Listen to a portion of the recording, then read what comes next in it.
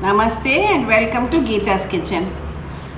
Now it is February, in March, very soon the examination time in India, and examination time causes a lot of stress for both students and parents alike. So this video I made specially to show how we can reduce this stress for the students and help them perform better in their exams. So here I am going to touch upon the role of the parents, the role of the students, as well as the diet one should take during exams. So first of all, when we look at the role of parents, this is very important. See, students are already facing a lot of pressure from the school, pressure from their peers, and when they come home they want to find some comfort zone, and there also if the parents give them pressure, they find it very difficult to take. In fact, today this word stress and tension has become so common. Even a 5-year-old child, you find her talking of tension when she may not even know the spelling of the word. So what is this stress? Stress means, very simply, a person's inability to cope with the pressure. So how can we find this ability? How is it that we can become less anxious and less stressful so that we perform better in the exams? As a parent, my sincere advice to you is, please do not compare your child with another student. Each child is unique, each child has his own capacity and his level of achievement. So if you say, well, your neighbor son Arjun scored 92%, so you must beat him, you must score 93%. This creates a lot of pressure and hence the child becomes stressed out. Remember, every child cannot come first in class or be class first or school first. What you have to motivate your child to do is to perform well and give his best. What happens later? Let us see the outcome. Exams are not the end of the world. And the achievement goal should be realistically set according to the child's capacity. So even if there are some, say, mock exams or pre-board exams, praise your child for whatever marks he has been able to achieve. Say, well done. And then you can motivate him to do better. But do not put him down and say that that is not enough and scold him for that. Then his motivation level will come down a lot. Now coming to the tips for the students. The first thing is that this cannot be achieved overnight. You should have been studying throughout the year. But yet, when the revisions are there and the exam is very near ahead, then a kind of anxiety grips you and you wonder, oh, the syllabus is so vast, how will I ever be able to complete the syllabus? So the first thing which will really help you is to set up a timetable or a schedule for your revision. And stick to that timetable every day. Let's say you have a month to prepare for your exams. Stick to that schedule every day depending on whatever subjects you have. See, each person's body clock is different, in the sense some people are comfortable getting up very early in the morning and studying. Other people are comfortable studying late at night. So they are known as, some are known as larks and some are owls. It doesn't matter. So whichever timing suits you, you prepare your timetable accordingly.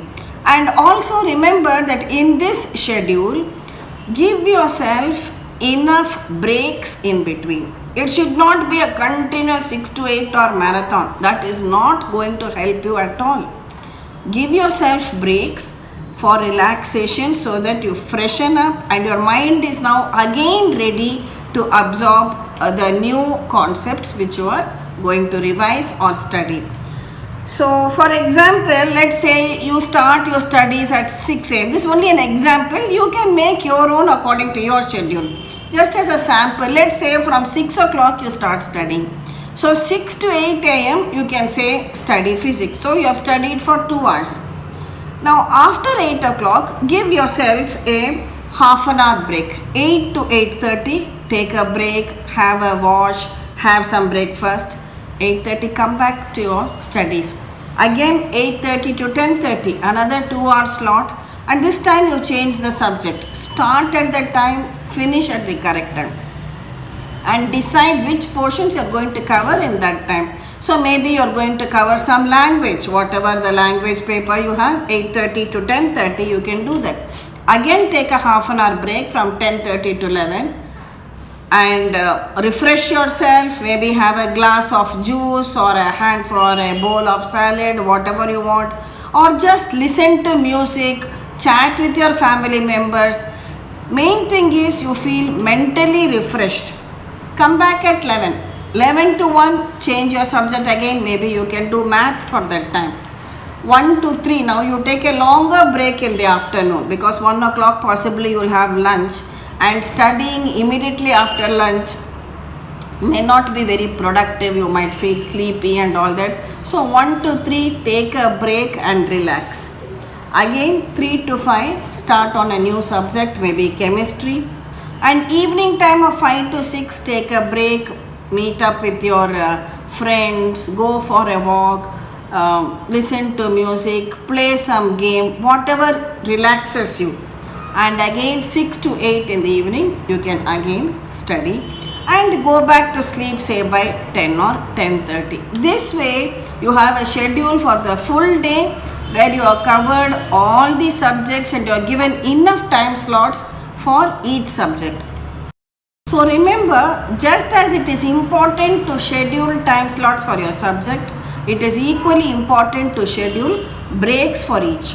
And these breaks are the time when you relax, have a wash, go for a walk. Even going for a walk, any simple physical exercise also helps to refresh you, rejuvenate you with energy to come back mentally fresh to study again. The next very important point is to practice writing. This is one tip which I learned from my father when I was a student. He always used to insist that one time writing is equal to 13 times reading.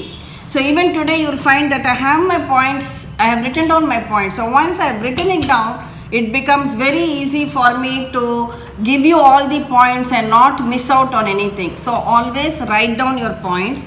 But in the sense, see, for example, you are studying a particular chapter on, say, laws of motion or in physics or whatever it may be.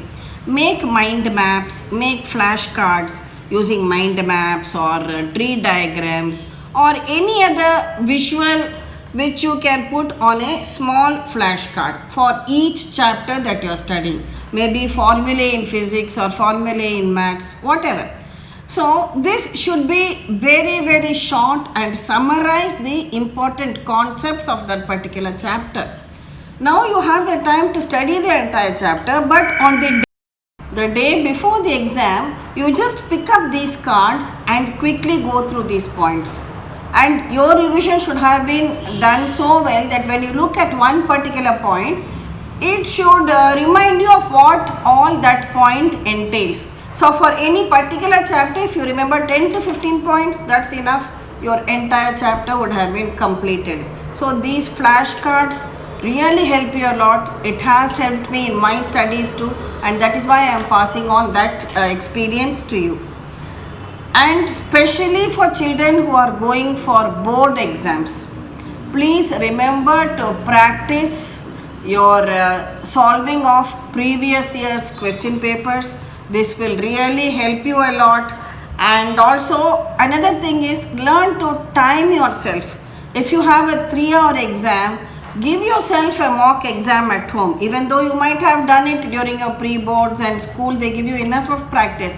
But at home also, just take at random any previous year's papers and by the clock set it for 3 hours and see that you submit your paper or complete your paper at least 10 minutes before those 3 hours are complete. This way you will see whether you have the stamina and you are able to complete what is required of you within the stipulated time. That is very important. It's no use saying later, oh, I knew the answer but I didn't have that time. So it's very important. Time management is very, very important. Next we come to the diet during exams. What do we eat during exams to help us perform better? Eat plenty of fresh fruits and vegetables. So keep these accessible. Tomatoes, cucumber, carrot. You can wash, cut them up and keep a large bowl in your fridge. Whenever you feel like snacking on something, whenever you feel hungry, you just pick up a bowl of that fresh salad. It will really refresh you and you can have that. Have fresh vegetables, have fresh fruits, whatever fruits are available at home. And also these dried fruits and nuts. Here I have some dates and almonds or badam. You can also include walnuts. Almonds can be soaked overnight and taken in the morning. They are supposed to help memory. Walnuts are also very good memory boosters. Why I am saying this is, don't snack on junk food, empty calories. So snack on something which is really good for you and healthy food. Also remember to keep yourself hydrated all the time. Best is take plenty of pure, simple, plain water. At times you can have some buttermilk, which is good. You can also have lime juice. So at frequent intervals you can take simple things like this. Don't take heavy meals. All of us know what happens after a heavy meal. And some people might feel if you have a heavy meal of rice, you feel very sleepy. Even if you attend a seminar and the post-lunch session, believe me, many of the people are not listening to you because of the heavy meal. So take something light, take something nutritious and take at frequent intervals. Say every 2 hours, have something. During your break, have something light. And this is your shagun ki dahi, which is very common, especially in North India. That is fresh curd with some sugar added to it. And it is a practice where the mother gives a child who is going for an exams or somebody who is going on an interview or whatever, it is something, a good luck charm you can call it. Actually there is a science behind this.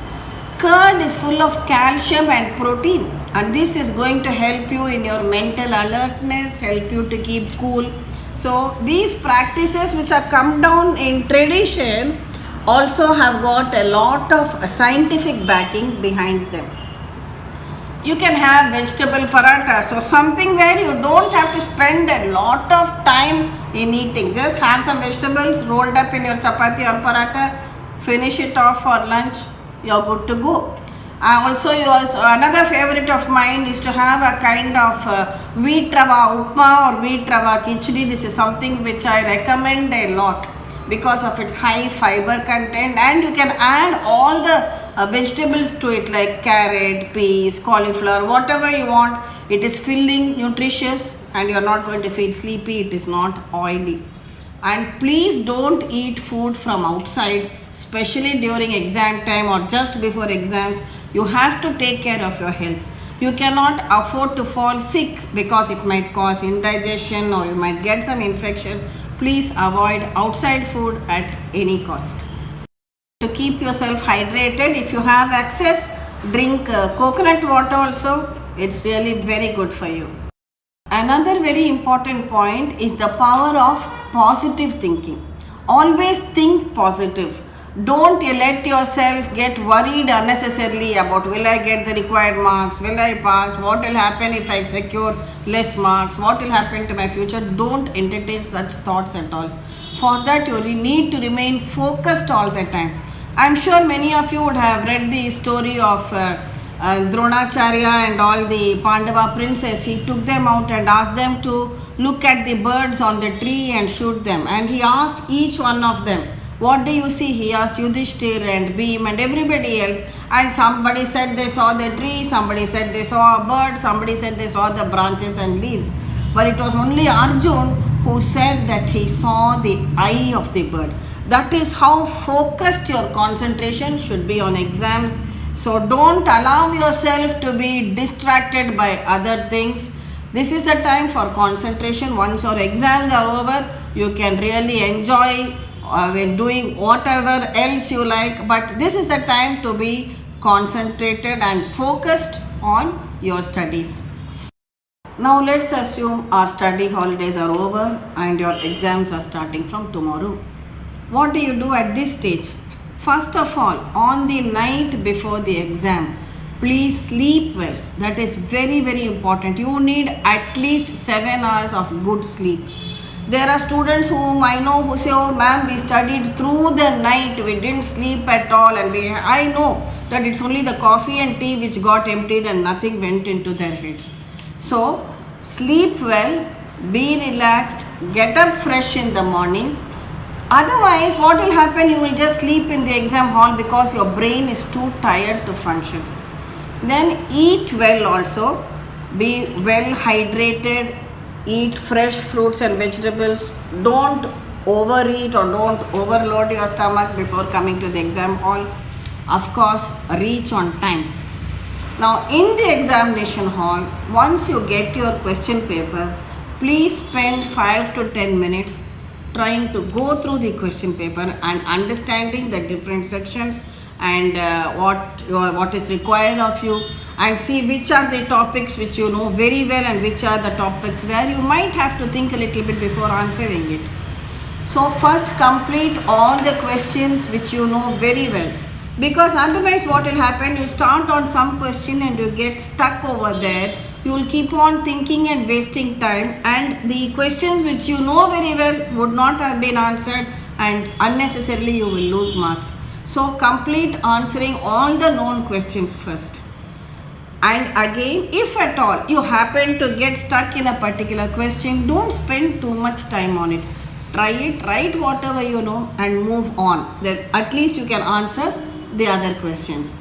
And always remember to revise your paper before handing it over to the examiner, so that if there are any corrections, additions, deletions that you can make, that is the time when you need to do it.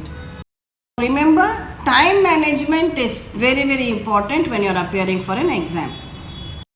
So prepare well for your exams. Don't be stressed out.